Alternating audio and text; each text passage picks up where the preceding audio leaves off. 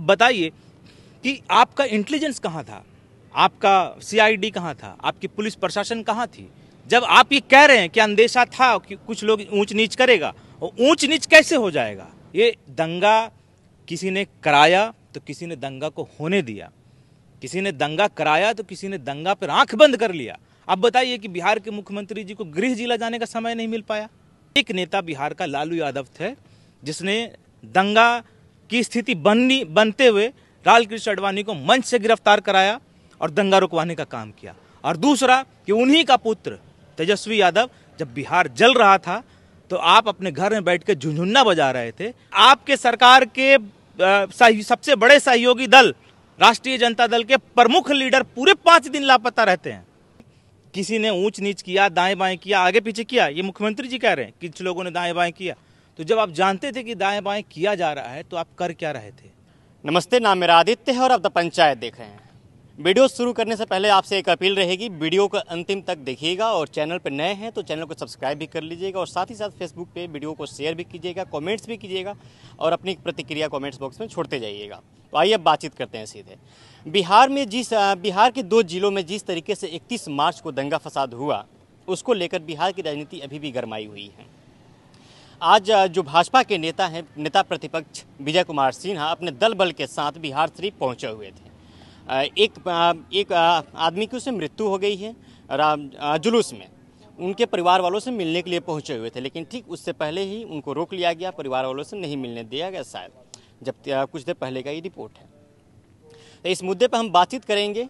हमारे साथ जन अधिकार पार्टी के प्रदेश प्रवक्ता सहान परवेज हैं जिनसे हम बातचीत करते हैं। सहान परवेज जी, सबसे पहले द पंचायत में आपका स्वागत है। बहुत बहुत धन्यवाद। बिहार के दो जिला सासाराम और बिहार शरीफ जिस तरीके से 31 मार्च को जला, कहीं का मदरसा में 4,500 किताबें जल के राख हो गई, कई दुकानें जल के राख हो गई, कहीं पे दुकानें लूट ली गई, अशांति का माहौल फैला हुआ था वहाँ पे, लेकिन अब शांति व्यवस्था कायम हो चुका है वहाँ पे। इस पे क्या कहना चाहेंगे आप? देखिए, मेरा ऐसा मानना है कि ये दंगा खुद ब खुद नहीं होता है। ये धार्मिक हिंसा जो फैला गया ये खुद ब खुद नहीं होता है। इतना बड़ा प्रोपेगेंडा कोई बैठे बैठे नहीं तय कर सकता है। आप 4 आदमी इकट्ठा नहीं कर पाएंगे। आप किसी भी काम में, किसी सामाजिक काम में आप करें, आप इकट्ठा करें, आपसे 4 आदमी इकट्ठा नहीं होगा। हम लोग करते हैं तो हम लोगों को पता होता है कि हम लोग कितना मुश्किल से वॉलंटियर्स को इकट्ठा करते हैं, संगठन कितना मुश्किल से बनाते हैं, लोगों को कितना मुश्किल से इकट्ठा किया जा सकता है। मगर ये कौन सी एक जादू है जो लोग कहते हैं कि अचानक से हो गया, पता नहीं चला। इसके पीछे मैं निश्चित रूप से कह रहा हूं कि जब भी कहीं धार्मिक हिंसा हो रही होगी, इतना बड़ा उन्माद फैल रहा होगा, उसके पीछे बहुत बड़ा प्रोपेगेंडा काम कर रहा होगा और लंबे समय से काम कर रहा होगा। तो कोई भी दंगा खुद ब खुद नहीं होता है, दंगा कराया जाता है। ये एकदम स्पष्ट समझ लीजिए और मान लीजिए, ये दंगा हुआ नहीं, ये दंगा को कराया गया। अब इसमें एक चीज हम आपको बताते हैं कि गृह मंत्री अमित शाह जी का बिहार दौरा और उसके ठीक पहले दंगा, और दंगा वहीं पे जहां जहां दौरा, तो इस सवाल खड़ा होता है सवाल पे कि आपका इंटेंशन बिहार आने का क्या था। और आने के बाद में आपका सीधा वक्तव्य, जो अनपार्लियामेंट्री वक्तव्य आपका था, वो ये था कि हमने गवर्नर से बात कर ली है और स्थिति की जायजा हम गवर्नर से ले रहे हैं। आपने मुख्यमंत्री का एक बार भी जिक्र नहीं किया। आपने फेडरल स्ट्रक्चर, संघीय ढांचा में आप गृह मंत्री होने के नाते आपने मुख्यमंत्री से एक बार भी मिलना पसंद नहीं किया, एक बार बात करना पसंद नहीं किया। आप डायरेक्ट गवर्नर से जाकर बात करने की बात करते हैं और फिर कहीं ना कहीं बातें निकल कर आती है कहीं ना कहीं कि बिहार सरकार जो है वो नाकामयाब है और उसके बाद यहाँ राष्ट्रपति शासन लागू किया जाना चाहिए। तो आप क्लियर हो जाता है इतना सारा सिनेरियो और सीन को देखने के बाद कि कहीं ना कहीं आपका ये पूरा का पूरा एकदम प्री प्लान दंगा कराया गया, जिसकी बाद बिहार को बदनाम किया जाना था, बिहार में लॉ एंड ऑर्डर खराब करना था। और लॉ एंड ऑर्डर खराब करने के बाद में आपका सत्ता कैसे संस्थाओं को और इन चीज़ों का दुरुपयोग करके आप जो माहिर हैं सत्ता हथियाने में, वो आपका पूरा प्रयास था कि आप यहाँ पे किसी तरीके से गवर्नर से बात करके राष्ट्रपति शासन लागू करा देना था। तो ये आपका पूरा का पूरा प्लानिंग था जिसमें आप बहुत हद तक कामयाब नहीं हो पाए। और मेरा एक शिकायत कहीं ना कहीं सरकार के लोगों से भी है, मुख्यमंत्री जी से भी है। आपका गृह जिला, मेरा गृह जिला, आपका गृह जिला, मैं भी नालंदा से आता हूँ, मैं तब नालंदा में ही मौजूद था। अब बताइए कि आपका इंटेलिजेंस कहाँ था, आपका सीआईडी कहाँ था, आपकी पुलिस प्रशासन कहाँ थी जब आप ये कह रहे हैं कि अंदेशा था कि कुछ लोग ऊंच नीच करेगा। और ऊंच नीच कैसे हो जाएगा? अगर आप मुख्यमंत्री हैं और आपको इस बात का अंदेशा है, आपकी इंटेलिजेंस ये कह रही है कि ऊंच नीच होना है, तो आप ऊंच नीच कैसे होने देते हैं? और ये ऊंच नीच एक दिन हो सकता है, हीट ऑफ द मोमेंट एक दिन हो सकता है, जिस दिन प्रोसेशन निकल रहा था, चलिए मैं मान सकता हूं कि उस दिन हो सकता है। ये लगातार 5 दिन तक चल रहा है दंगा, और आज तक स्थिति अब नॉर्मल नहीं हो पाई है आपसे। तो कहीं ना कहीं सवाल अब आपके ऊपर भी खड़ा होता है, और ये एक सत्ता का चक्रव्यूह है। ये दंगा किसी ने कराया तो किसी ने दंगा को होने दिया, किसी ने दंगा कराया तो किसी ने दंगा पर आंख बंद कर लिया। अब बताइए कि बिहार के मुख्यमंत्री जी को गृह जिला जाने का समय नहीं मिल पाया। आप फिर खड़ा होकर भाषण दे रहे हैं, खड़ा होकर आप स्टेटमेंट जारी कर रहे हैं, और बिहार के उप मुख्यमंत्री तेजस्वी यादव को फुर्सत ही नहीं मिला, जैसे वो कहीं और किसी और दुनिया में रह रहे हो। जब पूरा मामला स्थिति अब जब नॉर्मल हो गई 4 दिन 5 दिन 6 दिन के बाद, तो अब बयान अब दिखते हैं कि सामने आ रहे हैं। तो मैं ये तेजस्वी यादव जी को भी ये कहना चाहता हूं कि जब आपका इतिहास लिखा जाएगा, और लालू यादव जी और तेजस्वी यादव जी का जब इतिहास जब लिखा जाएगा, तो उसमें बहुत स्पष्ट ये लिखा जाएगा कि एक नेता बिहार का लालू यादव थे, जिसने दंगा की स्थिति बनते हुए लालकृष्ण आडवाणी को मंच से गिरफ्तार कराया और दंगा रुकवाने का काम किया। और दूसरा कि उन्हीं का पुत्र तेजस्वी यादव, जब बिहार जल रहा था तो आप अपने घर में बैठ के झुनझुन्ना बजा रहे थे। तो ये दोनों में बहुत बहुत बड़ा अंतर जो है वो दिखाई देता है कि आपका इंटेंशन क्या था और आपके पिताजी की विचारधारा क्या थी। नीतीश कुमार गृह मंत्री हैं, उनके गृह जिला जो नहीं संभल पाया तो राज्य क्या संभालेंगे, ये मेरा नहीं कहना है, ये नेता प्रतिपक्ष विजय कुमार सिन्हा का बयान है। उनका कहना है कि साफ तौर पे इस्तीफा दे दे। इस पे क्या कहेंगे आप? देखिए, ये तो हुआ ही है, सत्ता के लालच में ये सब खेल हुआ है। तो किसी ने कराया और किसी ने होने दिया, ठीक है, किसी ने कराया और किसी ने होने दिया। आप समझ लीजिए, बस बात इतनी। किसी ने कराया किसी ने होने दिया, बात आपका सही है।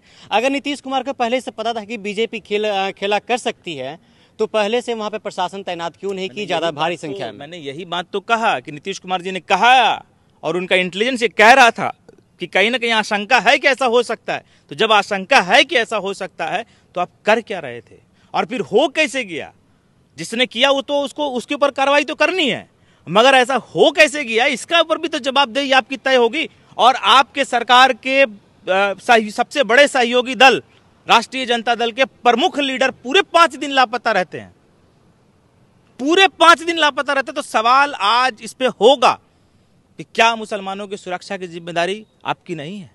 क्या सिर्फ मुसलमानों का वोट आपको चाहिए? क्या जो जुलूस कोई भी जब निकलता है तो उसमें लोगों के हाथों में झंडा के साथ साथ हाथों में लाठियां भी होता है, तलवारें भी होती है, फरसा भी होती है, भाला भी होती है। ये सब चीज़ों की क्या जरूरत पड़ती है किसी भी जुलूस में? देखिए, अब तो जिस प्रकार का ये एक परंपरा रहा पहले के लोगों का, वो पहले के लोगों में ऐसा तो होता नहीं था कि एक दूसरे को मार काट कर दे रहा है। धार्मिक जुलूस को मैंने बोला कि मैंने कई अपने बयान में इस बात पे जोर दिया है कि लोगों को समझना पड़ेगा कि धार्मिक आस्था और धार्मिक धंधा, धार्मिक प्रोपेगेंडा में अंतर क्या है। और ये प्रोपेगेंडा, धार्मिक प्रोपेगेंडा और धार्मिक आस्था का अंतर ये है कि आपका आस्था हमारी आस्था से अलग हो सकता है। मैं आपकी आस्था का तब भी सम्मान करूंगा अगर मेरी आस्था से आपका आस्था विपरीत है, मगर इसको प्रोपोगेट किया जा रहा है और प्रोवोक किया जा रहा है कि वो अलग है। और ये जो प्रोवोक कर रहा है, ये जो प्रोपोगेट कर रहा है कि हम आपसे अलग हैं, 4 आदमी जो आपको बार बार उसका रहा है कि वो तो अलग है, वो अलग है, वो अलग है, और यही धार्मिक धंधा है कि वो अपनी अपनी लॉबी, 4 आदमी हमको बोल रहा है, 4 आदमी आपको बोल रहा है कि आदित्य जी आपके समाज से नहीं है, वो अलग है, वो अलग सोचते हैं। और ये जो प्रोपोगेट करके हमको जो फॉलोअर बनाने का काम किया जा रहा है और हमको जो अंधभक्त बनाया जा रहा है, एक विचारधारा की झोली में बांध के रख दिया जा रहा है और सारा सोच मार दिया जा रहा है, सारी इंसानियत का कत्ल कर दिया जा रहा है, वो उसी का कारण है कि आज इस प्रकार की घटना हो रही है। और किसी भी, मैंने फिर से आपको रिपीट कर दे रहा हूँ कि किसी भी धार्मिक जुलूस में, किसी भी धार्मिक प्रोसेशन में, चाहे वो किसी भी धर्म का हो, हिंदू का हो, मुसलमान का हो, जैन का हो, ईसाई का हो, पारसी का हो, या कोई भी धर्म, कोई भी आयोजन अगर धार्मिक होता है, उसमें आप उसमें पार्टिसिपेट करने वाले सभी लोगों का आधार कार्ड लीजिए और उन लोगों का आईडी कार्ड बना के दीजिए, और जिन लोगों के पास आईडी कार्ड मौजूद है उन्हीं लोगों को पार्टिसिपेट कराइए। कोई दंगा नहीं होगा, आप लिख के ले लीजिए हमसे। क्या नीतीश कुमार और तेजस्वी यादव भी ये दोषी ठहरा रहे हैं, उस दिन ओवैसी को और भाजपा को ठहरा रहे हैं, क्या सही है ये? देखिए, सबसे बड़ी बात है कि सत्ता आपके हाथ में है। हम अगर आपको ब्लेम करते हैं या ब्लेम आप हमको कर ले, आपको एक दूसरे को अगर आज कर सकते कर लीजिए। आप कौन क्या, सत्ता आपके हाथ में थी, इंटेलिजेंस का इनपुट था, जिलाधिकारी नालंदा ने भी इस बात का पुष्ट किया कि कहीं ना कहीं अंदेशा थी। फिर उसने ये भी क्लियर कहा कि बाहर से कुछ लोग आए हुए थे, हम लोग आश्चर्य थे कि इतनी भीड़ कहाँ से आई, तो उसमें अधिकांशतः लोग बाहर से आए हुए थे। तो बाहर से जो लोग आए हुए थे तो वो क्यों आए थे, उनका इंटेंशन क्या था, और इंटेलिजेंस जब आपको कह रहा था कि उन्माद फैलाया जा सकता है तो आप कर क्या रहे थे, सवाल पहले आपसे होगा। उसके बाद किन लोगों ने क्या है क्या नहीं है वो तो बात की बात है। अगर आप कह रहे हैं कि किसी ने ऊंच नीच किया, दाएं बाएं किया, आगे पीछे किया, ये मुख्यमंत्री जी कह रहे हैं कि कुछ लोगों ने दाएं बाएं किया, तो जब आप जानते थे कि दाएं बाएं किया जा रहा है तो आप कर क्या रहे थे, सवाल आपसे है कि आप कर क्या रहे थे। ग्राउंड लेवल पे मैंने कई लोगों से बातचीत किया जाए, ग्राउंड रिपोर्ट किया वहाँ पे, लेकिन जो स्थानीय लोग हैं उनका कहना है कि जितनी संख्या में पुलिस बल दिखनी चाहिए तो उतनी संख्या नहीं थी। इसकी वजह क्या है? मैंने वही तो बोला आपको कि लापरवाही है। लापरवाही है कि सत्ता में सबसे बड़ी पार्टी का सबसे सुप्रीम लीडर 6 दिन तक पूरे विवाद में, जब घटना हो रहा है तो पूरा गायब है। तो आप उसका इंटेंशन आपको समझ में आता है कि क्या करना चाहते हैं, क्या बोलना चाहते हैं। आपको एक पल के नींद कैसे आ गया जब लोग बेचैन थे, लोग चीख रहे थे, चिल्ला रहे थे, किसी गरीब का घर जल रहा था, किसी गरीब का बच्चे की जान जा रही थी। अब मैं किसी एक पक्ष का समर्थन नहीं कर रहा हूं।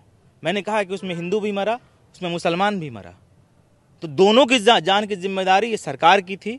चलिए, शुक्रिया हमसे बातचीत करने की। चलिए, जाप के प्रदेश प्रवक्ता हमारे साथ शहनाज परवेज जी थे, जिन्होंने साफ तौर पे कहा कि जिस तरीके से बिहार में उन्माद फैलाई गई, हिंसा फैलाई गई, अगर नीतीश कुमार को पहले से इस चीज़ की अंदाज़ा थी तो वहाँ पे प्रशासन और ज़्यादा अलर्ट क्यों नहीं हो पाई। लालू यादव के समय में भी उनके समय में भी शासनकाल रहा, लेकिन उनके समय में कभी भी दंगा फसाद नहीं हुआ था, उसके पहले ही उन्होंने कंट्रोल कर लिया था। और अभी के समय में 24 से पहले इनका साफ तौर पे ये कहना है कि 24 चुनाव से पहले राज्य में कई जगहों पे हिंसा प्रदर्शन, दंगा फसाद हो सकता है, उस पर लगाम लगाने की कोशिश करनी चाहिए नीतीश कुमार को। और कहीं ना कहीं इसमें नीतीश कुमार का भी फेल्योर दिखता है साफ तौर पे। और सवाल नीतीश कुमार पे भी उठता है कि अगर पहले से अंदाजा इस बात का था कि दंगा फसाद हो सकता है तो वहाँ पे भारी संख्या में पुलिस बल को तैनात क्यों नहीं किया गया। चलिए, फिलहाल इस बातचीत में इतना ही। मेरा नाम आदित्य, आप द पंचायत देख रहे थे। अगर अभी तक हमारे चैनल पर आप नए हैं तो चैनल को सब्सक्राइब कर लीजिएगा, और साथ ही साथ फेसबुक पेज को लाइक कीजिएगा, फॉलो कीजिएगा और कॉमेंट्स जरूर कीजिएगा। बहुत बहुत शुक्रिया।